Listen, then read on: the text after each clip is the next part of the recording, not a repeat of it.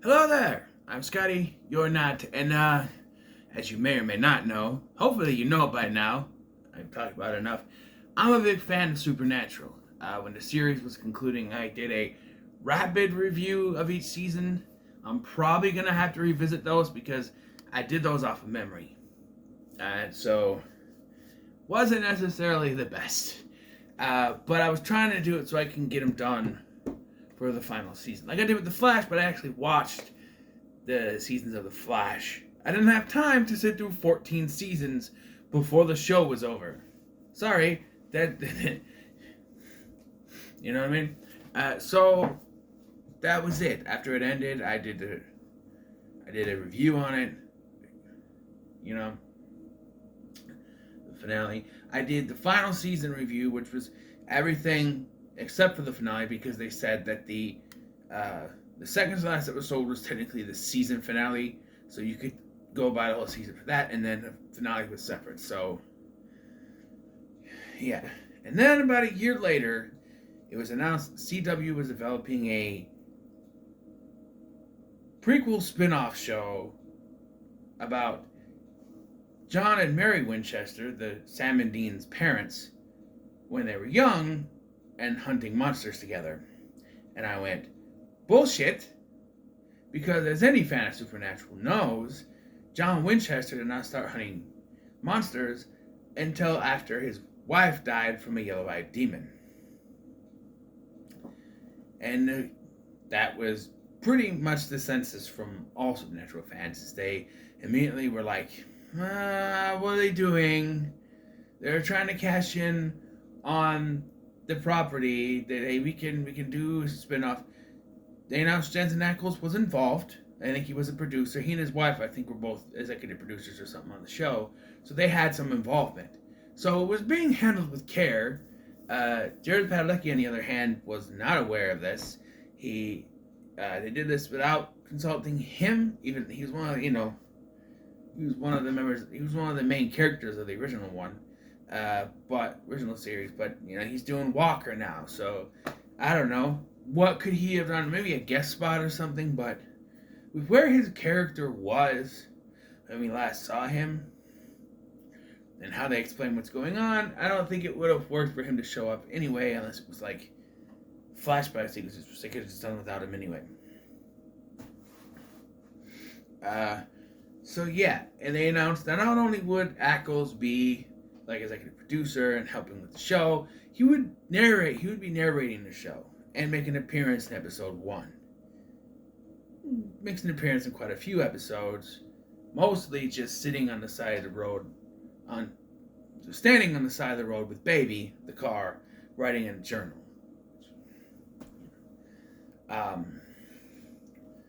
So, yeah, they got Meg Donnelly from Zombies to play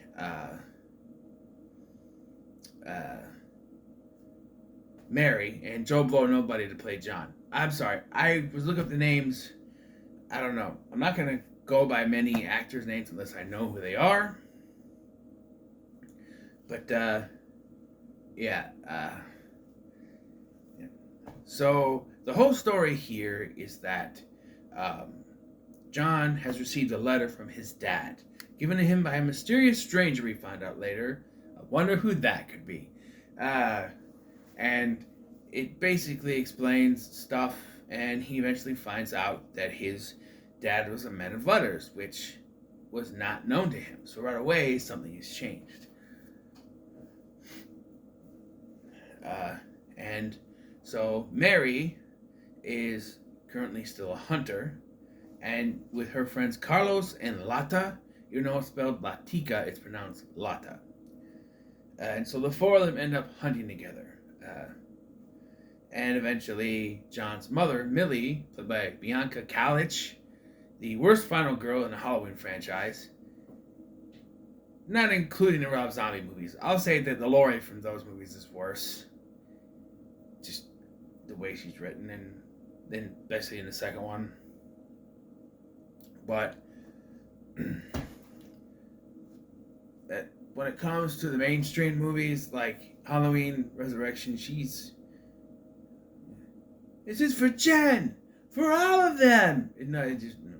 But I also know her from the Rules of Engagement, the sitcom, which starred Patrick Warburton. And, yeah, right. So and David Spade. Yeah. Bye. What was his thing there? I don't remember his saying there, but it was a good show. But yeah. So basically, it's basically kind of like season 1 of Supernatural. It's a Monster of the Week story, but they do have an overarching narrative. The overarching narrative was like there was like in the original season 1 Supernatural, there was eventually an overarching narrative where they had they showed that Meg was a demon and there was someone she was talking to and ended up being Yellow Eyes, the whole thing. And the whole Yellow Eyes demon, and I know he has a name, but I call him Yellow Eyes. The whole Yellow Eyes demon was the villain, basically, of season 1 and 2. In a way, they were connected that way.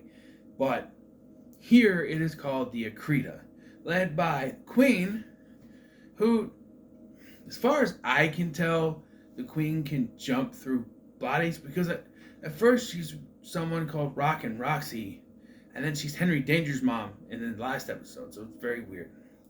But they say, and at least I thought that's what it was, is that if they defeat the Akrita, there'll be no more monsters.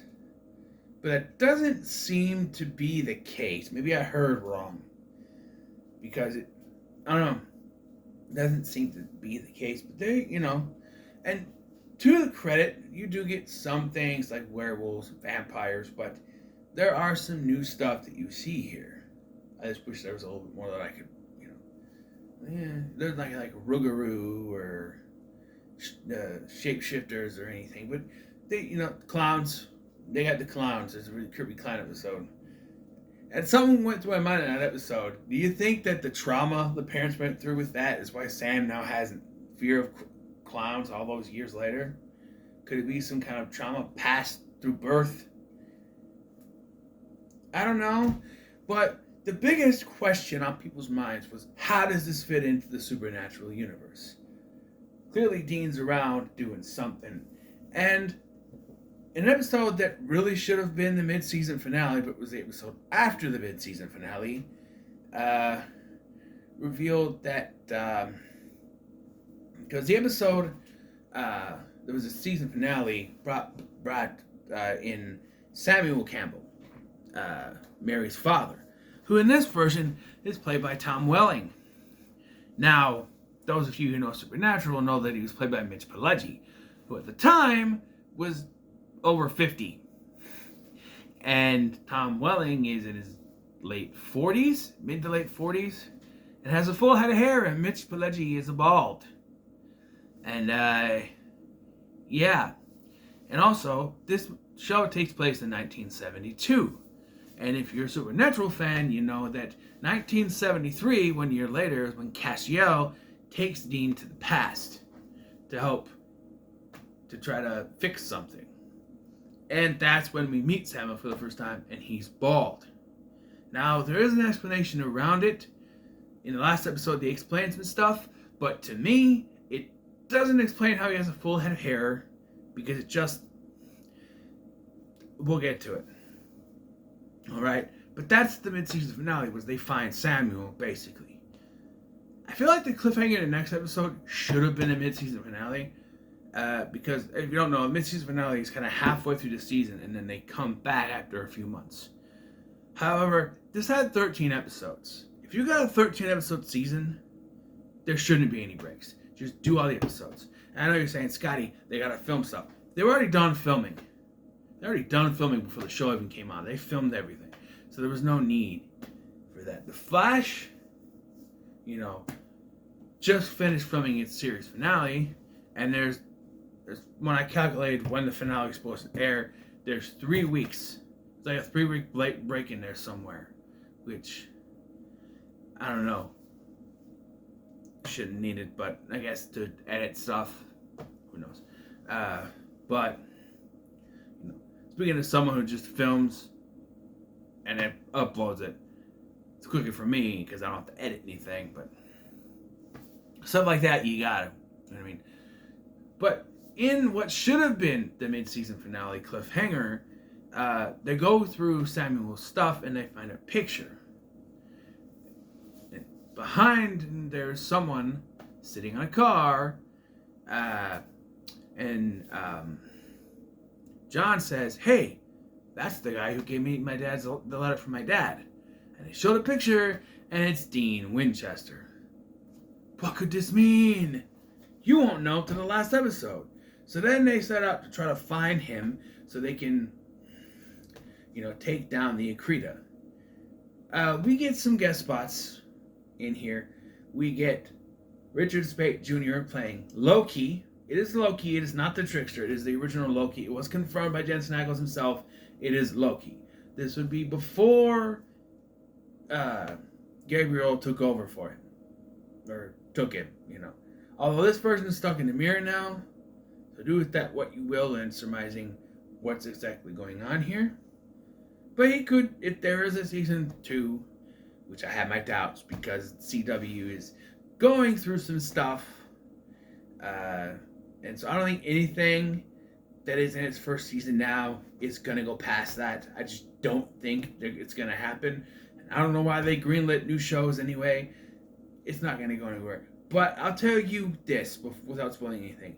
The way they ended it, I'll get to the spoilers eventually in this video, but the way they ended it is open to interpretation. If it doesn't get another season, this could work as an ending. If they do get a new season, then it can continue off from that point. It just works. But we'll get to it. So, they're about finding Dean and... Oh, wait. Richard Speight Jr., right. He plays Loki. God of Mischief. And the real trickster. It's not Gabriel the Archangel. And then we also have Rowena, played once again by Ruth McConnell. And I'm still confused where she came from. Is she our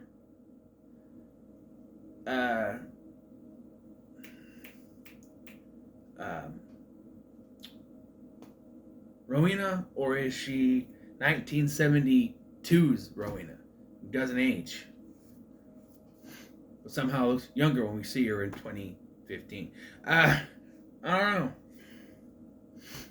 know. It's a bit confusing, Jess, sure, but no. And supposedly, the guy who plays Chuck Rob Benedict was supposed to have a role as someone, but I don't remember seeing him. And if I don't know. I remember seeing him. Yes. So, Rowena gives Ada, another one of their allies, who is a witch, a crystal that will take care of the Akrita, or something to that effect, I guess. And to do that needs a piece of the soul, I guess. So Ada does eventually get her soul. I don't know if I was paying someone attention while I was getting my supper, but to me, I don't understand what the crystal did. She uses it, but it doesn't defeat the Akrita. It doesn't do anything, to my knowledge. Did I miss something? If you watch this, let me know in the comments what the crystal was supposed to do. Did they use it? Was that what they used to bring Dean back from the portal? Also, I didn't like the fact that they just wrote Dean off. At one point, they're like, we gotta find him. And then the Queen shows up with, oh, I threw him through a portal with his stupid car. First of all, baby's not stupid. Okay? And I'm like, okay, when did this happen? We didn't see this at all. So what? John is also processing his anger through this at his father, and he's been to the war, Vietnam. So all that stuff, but there's also a subplot with this photographer that Mary sort of dates, and then he's turned into being part of the Akrita, and then kills himself, and John gets the blame for it. And that ends up ultimately going nowhere because there's this cop lady who was John's ex-girlfriend, who was not in the last episode, but probably should have been, that helped out and cleared his name, I guess. I don't know. That was kind of... I don't like stories in shows where someone gets in trouble and goes to jail. They did it in Arrow. They did it in The Flash. And it just, hats off to Supernatural, because both of the times I think they went to jail, it was like just for an episode. Like Folsom Prison Blues, and there was another one. They went to jail, but it was for just one episode. It wasn't permanent. Unlike Arrow and Flash, where they were in there for episodes. Arrow, half the frickin' season. Season 7, not my favorite. Just say that. Not my favorite. Didn't need to be in jail for half the season. Just saying. But anyway, yes. So the beginning of the final episode had me hooked when it cuts back to when John gets the letter. It starts with that. And no, there's no Carry On My Wayward Son. I don't even think the song came out yet in 1972. So that's, something the Supernatural fan you gotta kind of deal with. Hold on.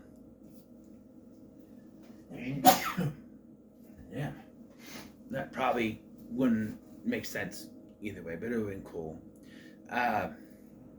And you see John sitting there in the airport terminal or bus terminal or something, and you hear someone go, "John Winchester, this is for you." And it's Dean. It's Dean with scraggly hair, because I think maybe he filmed it back when he was still being Soldier Boy, so he had that kind of that hair.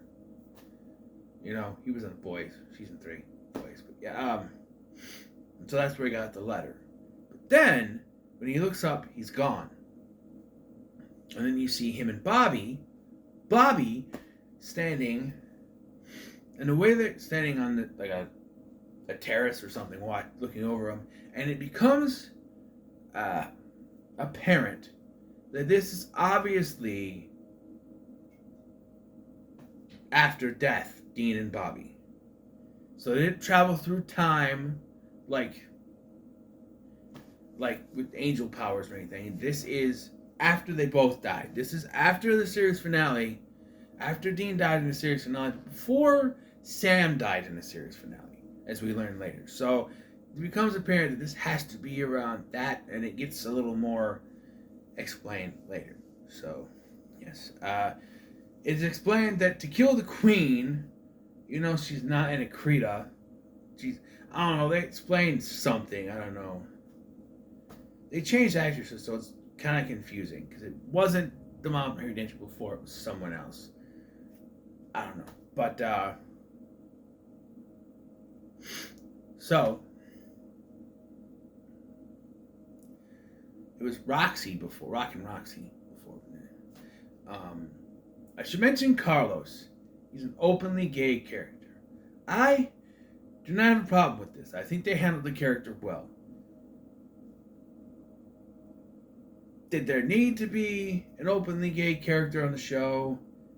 No, but in this climate, in 2023, you just gotta accept it and let it go. I will, however, never accept April O'Neil as being African American. I'm sorry, she's white. And they're doing it again in that new Ninja Turtles movie that I am once again not watching because they're going to ruin it. I'm sorry. The animation too, they're copying the Spider-Verse stuff, and it just doesn't look right to me. And I just want to go back to the way April was when I grew up. It has nothing to do with race in particular. I want the April I grew up with. Red hair, white. That's what I want. Stop trying to make her woke. Stop it. You don't need it. You ruin April O'Neil. You're ruining Velma. Just let them be who they were. Okay? Stop taking characters. Stop taking fictional characters. And fictional characters that we know are specifically one way, and changing them for your agendas. Stop it. Okay? Stop it. Now, I have a problem with Velma being Indian or East Asian or whatever it is. Being a lesbian, I don't have a problem with. Velma always had that sort of thing to her anyway, so that doesn't bug me. Just stop with the there. And what bugs me, and I'm getting off track, what bugs me is there are plenty of fictional characters of those certain racial preference, African American, Asian, Indian, whatever, that you can use, but you decide to change white characters and make them that. And then the same people who, and some people praise this, and those same people will then bitch about if they took one of those racial characters and made them white. It's the same thing, but in reverse. And yet you're okay with this, but not okay with that. I'm just saying. And I tried to point out about something else. I was called a racist. You don't know what you're talking about. I said, oh, it'd be the same way if you turned an African American character white. It'd be the same thing. Like, no, but you're racist or something like that. And I'm just like, no, that doesn't make any sense to me. Like, whatever. Back to the Winchesters we're supposed to be talking about. I like Carlos as a character. I think he's great. And yes, there are different races in this, and it works. A lot of that is, I think, Indian and British works. Mohinder from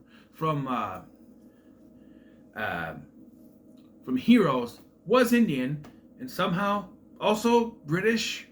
The actor's American, so I don't know what he was doing with that voice, but came off British somehow.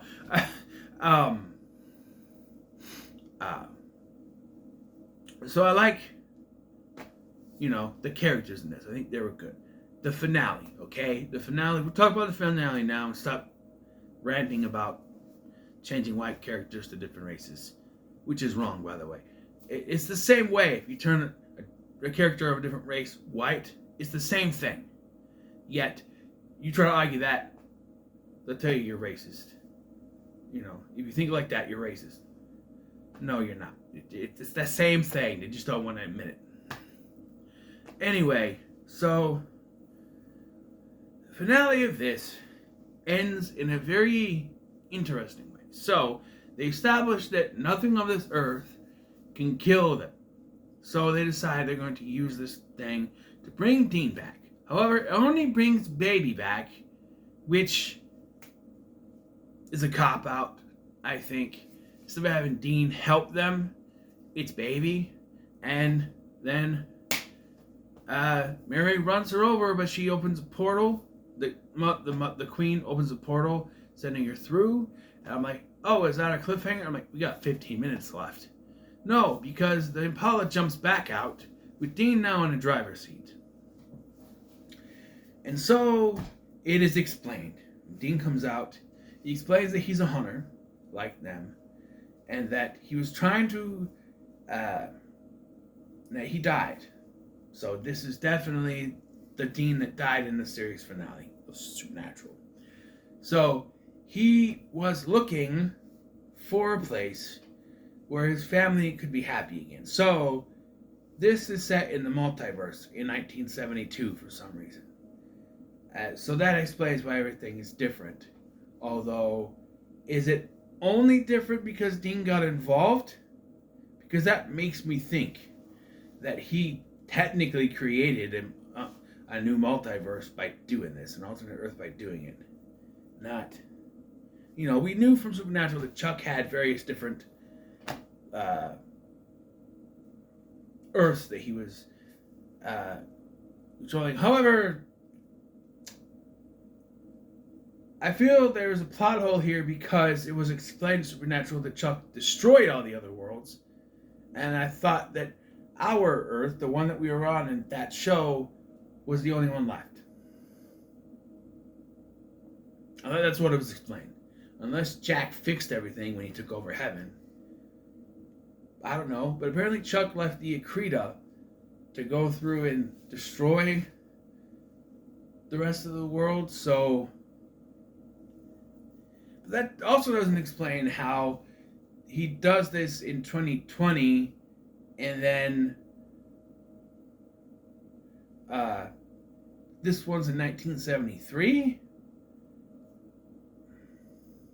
Kind of confusing. It is kind of confusing. I don't know. It's confusing. Bobby said he was at the beginning of the episode. Bobby said he was going to go get the cavalry, and it takes till the end of the season to do it, and it's Jack, which was a pleasant surprise. I popped up. I'm like Jack. I wasn't expecting it. Jack is not so happy because, if you know from the finale, he was the new god, basically. So, I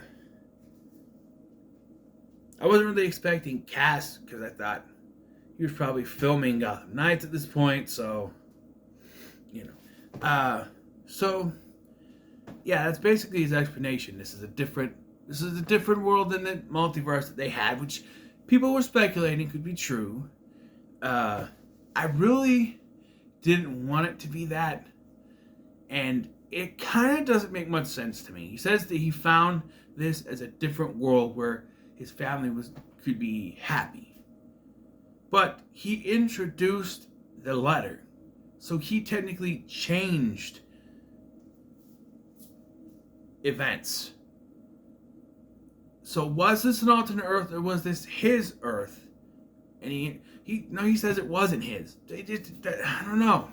So what would this, what would the path have been? Would it be the same thing? Who knows? And how come this Earth's version of Samuel has a full head of hair and looks like Superman, and the other one by this point was 50 at least, with bald head? I don't know, maybe this was younger. Who knows? I don't know. But yeah, and so now they're free to choose their own destiny, whatever they want to do. They asked him his name. They're like, you didn't tell us your name. So he says his name is James Hetfield. Metallica, doing the Marty McFly thing, telling him a fake name, James Hetfield, which is, Metallica. Metallica! You know what I mean? And so he goes off with Jack, takes baby with him. So apparently, according to what he said, this happened when he was on his drive. So during his drive, before he went to the bridge, he stopped here to do all this stuff. I don't know, it gets confusing the more you think about it, I guess, but I don't know. It's confusing. So we get the ending. Basically, there is only one cliffhanger left, and that's Ada's soul. The piece of Ada's soul. That's not addressed after this. I think they mentioned maybe once that they'll get it back, but it's never addressed. And it's after she used it, like, well, we'll get it back. Again, what did they use it for? What did the crystal do? I don't remember what it did, to be honest. But now the Akrita's gone, they can feel free to leave whatever. And Mary said before that after they finished with the Akrita, she would leave. So they get the car, which is a silver Impala, I think. And so she has John go with, and he just takes off without packing any bags. But, yeah. And we get a reprisal of the line. It says in Hetfield's journal, driver picks the music, shotgun shuts his cake hole, puts a cassette tape in, and they drive off. And it's just them driving, and they show a bunch of flashbacks to the stuff that happened this season. Mostly becoming friends with each other and meeting each other and all the fun times they had, basically, the good times. So it seems like they deliberately did an ending because they weren't exactly sure if they were going to get a season 2. So they set up, because she does say, I'll figure out what I'm doing during the day, and during the night, you can hunt. And so they kind of set that up. Could be like season 2 could be a road trip, like the good old days on Supernatural, right? And that sort of thing. Of course, Mary probably gets sucked back into hunting again. Oh, Dean did warn he said, and I got a kick out of this. This made me pop. I popped for this. He says, if you ever find a yellow-eyed demon, you need to kill the son of a bitch. And use this. He gives them the freaking Colt. You don't remember, the Colt was the gun made by Samuel Colt. The only gun that could kill demons. So he's already given them the tool they need to kill the demons. To kill the yellow-eyed demon. Where'd he get it from, though? And also, he gives John his journal, which... When did he have a journal? Was he writing it off screen or something? I don't remember having a journal, but who knows? Maybe he wrote it in heaven. Who knows? But yeah, so they drive off, and that's where it ends. There's no big cliffhanger, and that's mostly probably because they kind of had an inkling that maybe they're not getting another season. Like I said earlier, I'm pretty sure every freshman show, every new show, is probably not going past season 1. So, I didn't get too attached to this. In fact, I missed a couple episodes here and there. But I did eventually rewatch them, or go back and watch them. But yeah, I enjoyed this for what it was. And if this is all we get, I think I can say I was satisfied enough. Of course, I would want more. But if they don't renew the show, which they probably aren't, if they do, there'll be a miracle. I think it ends on a spot where they've achieved what they're meant to do. They achieved what they were going to do, and Mary is going to do what she wants to do, and they're together. So who knows where it can go from there? And we can say, oh, they got together, they got married, they had Sam and Dean, and maybe they killed Yellow Eyes. Who knows? Unlike with the Stargirl finale, they didn't flash ahead to something and say, hey, to where Yellow Eyes shows up and she shoots him in the head or something. No.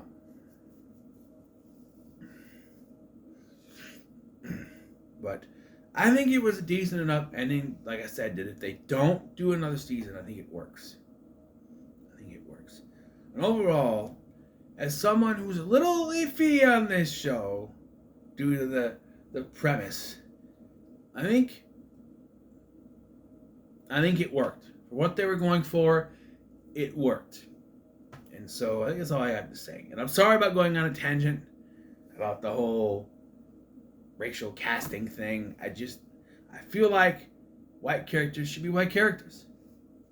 If they're, in the print they come from, or have been in past times, white characters, just keep them that.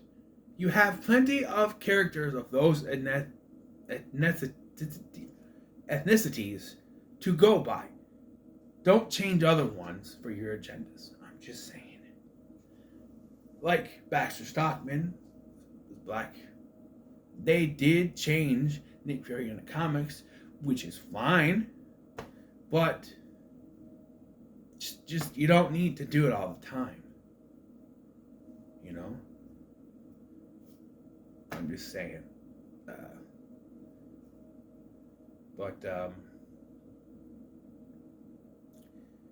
Yeah, I'm done. Okay? I like this, okay? More than I thought I would. When it was first announced, like I said, I didn't think I was going to watch it. But I gave it a chance. And this little show that could changed my mind, I got into it. It was even after the first episode, I was like, okay, that was okay. We'll see where it goes. And it went. So I'm going to get out of here. What are your thoughts on the Winchester season 1? Maybe the entire series, who knows? Let me know comments below. Make sure to like, share, and subscribe. Thanks for watching. I'm Scotty, and I'll see you in the next one.